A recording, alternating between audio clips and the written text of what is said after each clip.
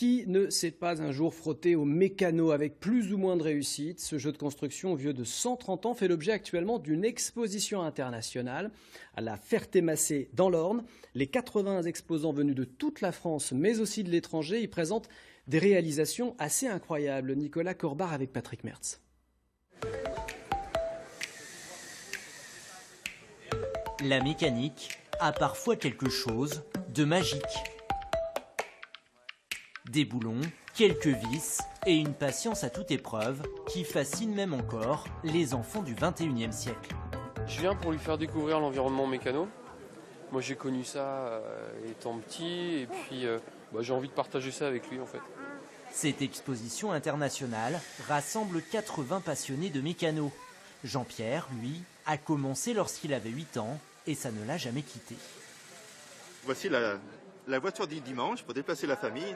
Donc une réplique du plus gros camion du monde en 74 de T-Rex Titan 3319. Pour construire cette machine de 34 kg et qui coûte le prix d'une voiture neuve, il lui a fallu 4 mois. Je passe le soir, le samedi, un peu le dimanche.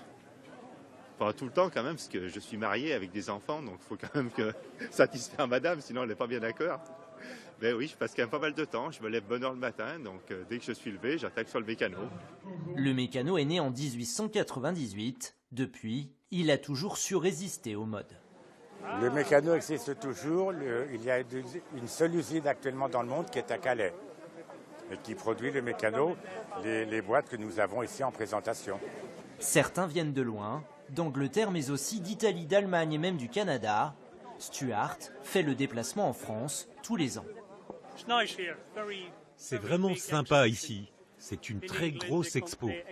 En Angleterre, les expositions sont un peu plus petites. Ça intéresse les enfants jusqu'aux personnes âgées. Je vieillis, c'est sûr, mais j'adore toujours les mécanos.